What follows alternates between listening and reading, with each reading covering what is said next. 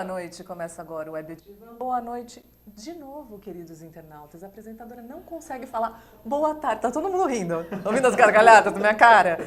Bom, vou começar de novo, tá? Então vamos lá, 1, 2, 3. Boa tarde, queridos internautas. Começa agora o Web Divan, nosso programa semanal sobre psicologia aqui da UTV. Eu sou Renata Antonelli e comigo apresentando o Web Divan, meu querido psiquiatra, amigo, psicanalista, Eduardo Martins. Boa noite, Eduardo. Boa tarde, Renata.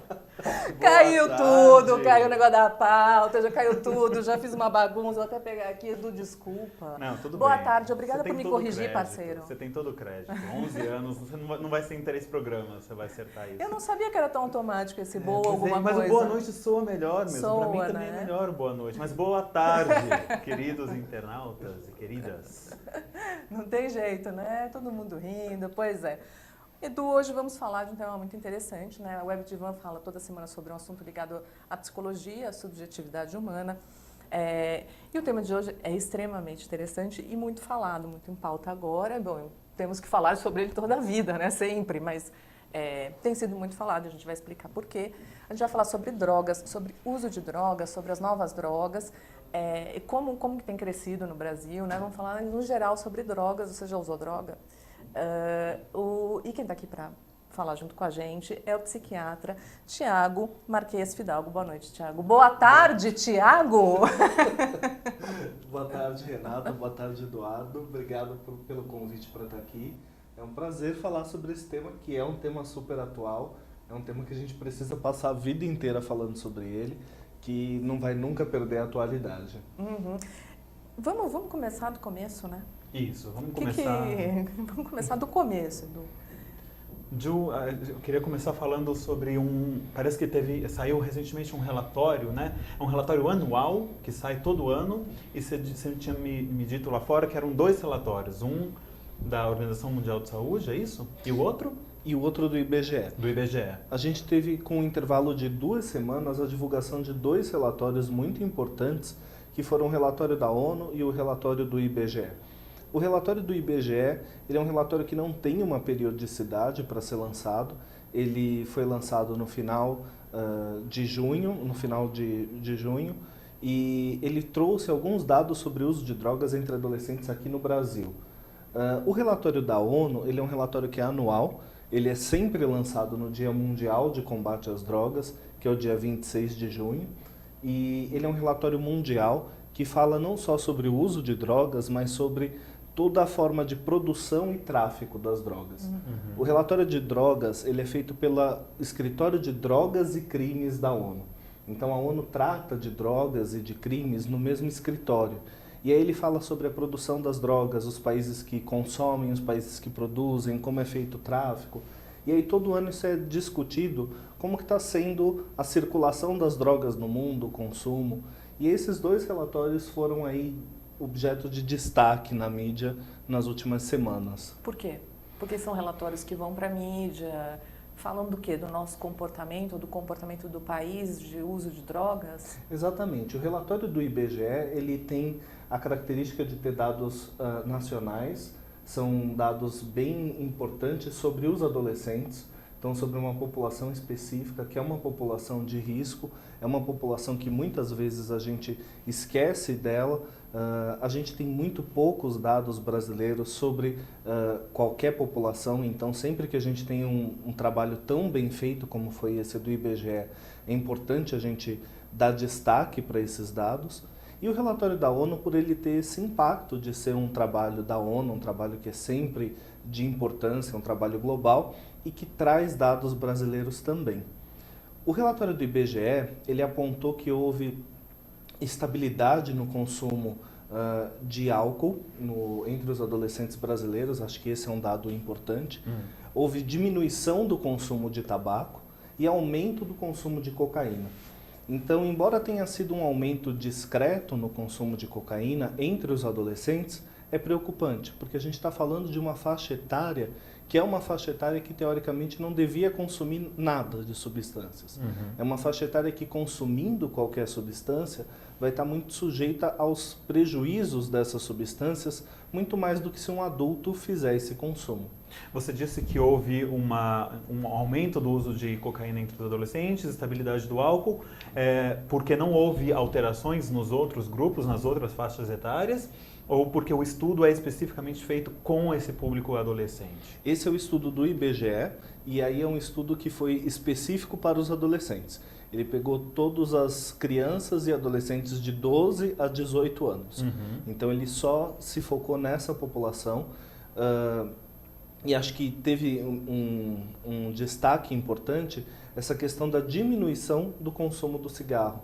Então as campanhas dos últimos anos de regulamentação do cigarro, de expor os malefícios do cigarro, acho que isso foi um avanço muito importante que a gente conseguiu nesse tempo, de conscientizar a população sobre os perigos do consumo dessa substância, que é uma coisa que a gente talvez não esteja conseguindo de forma tão eficaz com as outras drogas.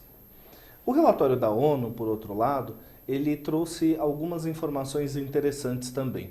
Ele é um relatório anual. Na foto, neste relatório do uso de drogas de 2012, então, embora ele seja lançado em 2013, ele se refere aos dados do ano anterior, o consumo de cocaína aumentou, mas um aumento muito pequeno. A grande questão é que, olhando os dados dos últimos 6 anos, esse aumento vem sendo muito significativo. Nos últimos 6 anos, o aumento no consumo de cocaína no Brasil, ele mais do que dobrou.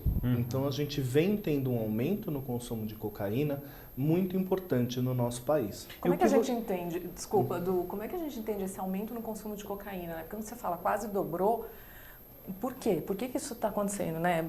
Sim, primeiro que no Brasil, lógico, pelas nossas fronteiras fica muito mais fácil o acesso à cocaína. Mas só por isso o aumento, o consumo aumenta?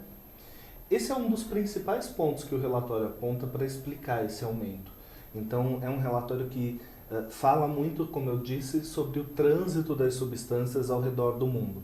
O fato do Brasil ter uma grande fronteira com os países produtores de cocaína e do Brasil ter um grande litoral para exportar essa cocaína para a Europa, para os Estados Unidos, faz com que a gente tenha uma circulação de cocaína muito importante no nosso país, e o Brasil seja um grande entreposto da cocaína, o que facilita muito a disponibilidade da droga dentro do nosso país.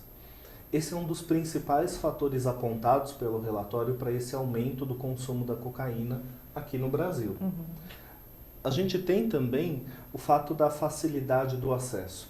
Então, a droga está mais disponível nos grandes centros urbanos, a gente tem uma menor fiscalização sobre o tráfico nas grandes cidades, o menor custo, por ter a droga mais disponível, ela se torna mais barata, isso facilita o consumo. Então, a gente vai tendo essa somatória de fatores que fazem com que a cocaína esteja muito mais acessível para a população brasileira. O potencial de adição da cocaína também influencia nisso, você acha? É uma droga facilmente, ou seja, as pessoas se viciam rapidamente com o uso da cocaína em comparação com algumas outras drogas?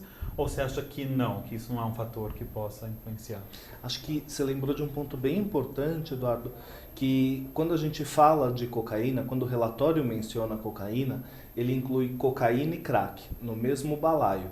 Então, o princípio ativo do crack ele é o mesmo da cocaína.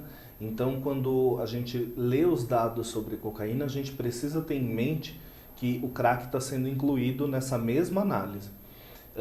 Então, o potencial de adição da cocaína, ele é maior do que o da maconha, ele é maior do que o do álcool, e o do crack é maior ainda que o da cocaína. Então, sem dúvida, isso influencia sim nesse aumento que a gente vem observando. A gente sabe que o crack ele é mais barato ainda do que a cocaína, ele causa dependência de forma mais fácil do que a cocaína, então, sem dúvida, o crack é um responsável por esse aumento, nesse crescimento do consumo, e o fato dele gerar essa dependência com maior facilidade explica uma parte desse aumento. Sabe o que eu fico pensando sempre, Thiago, que assim, a gente até falou um pouquinho isso rapidinho lá fora, tudo que a gente ou reprime socialmente, condena, ou libera socialmente. Então, assim, quando socialmente o fumar passou a ser o tabaco, passou a ser um grande vilão. Então, quem fuma é visto como uma pessoa que não tem força de vontade, é excluído, diminuiu muito o uso de tabaco. Por outro lado, né, a cocaína veio ganhando força. Tanto a cocaína quanto o crack, mas principalmente cocaína e outras drogas, como a gente vai comentar aqui, ganharam força porque existe, né, hoje em dia um conceito social de que, bom, se todas as drogas são iguais, sim, né? Ok, mas então a gente estava falando antes de entrar, né? A gente vai em baladas, as pessoas cheiram no banheiro, como se isso fosse uma coisa natural e que os outros são obrigados a assistir, né? Não interessa se eu não quero assistir ninguém cheirando, eu sou obrigada a assistir se eu vou numa balada alguém cheirando. Você não acha que o fato de se tornar socialmente mais aceito faz com que esse consumo aumente? Sem dúvida nenhuma. Acho que a grande vitória que a gente teve com o cigarro foi essa de entender que o uso ele não precisa ser proibido para ser regulamentado. Ele não precisa ser proibido para ser socialmente condenável, para ser socialmente regulamentado. Então hoje você não precisa ter o cigarro proibido para você ter restrições de consumo, para você não enxergar o cigarro como uma coisa legal, uma coisa glamurosa. Hoje em dia você tem uma nova norma social mediando a nossa relação com o cigarro. E com as outras drogas isso está se perdendo. E isso é mais interessante ainda de se observar em relação à maconha. Então, à medida em que o consumo do tabaco ele foi perdendo espaço, ele foi perdendo força, o consumo da maconha ele foi ganhando muita liberdade que o cigarro foi perdendo. Então, hoje em dia é feio você fumar cigarro, mas é descolado, é cool você fumar um cigarro de maconha. Então, eu tenho pacientes no consultório que já chegaram falando, doutor, eu não posso, meu filho não pode de jeito nenhum saber que eu fumo maconha, que eu fumo cigarro, mas a gente fuma baseado de maconha juntos. Então, assim, a maconha, ela tá ganhando essa aceitação social e aí você cai na banalização. Então, assim, a gente não pode demonizar a substância, mas a gente também não pode minimizar os problemas que essas substâncias causam. Então, sem dúvida, a gente encarar que não tem problema usar, ou todas as drogas são iguais, isso não é um caminho que seja interessante do ponto de vista do consumo. Claro, claro. Tem alguns internautas aqui no chat fazendo perguntas para você, Thiago. Um beijo muito especial para Adriano Santos, meu querido internauta, tuiteiro. Adri, um beijo para você.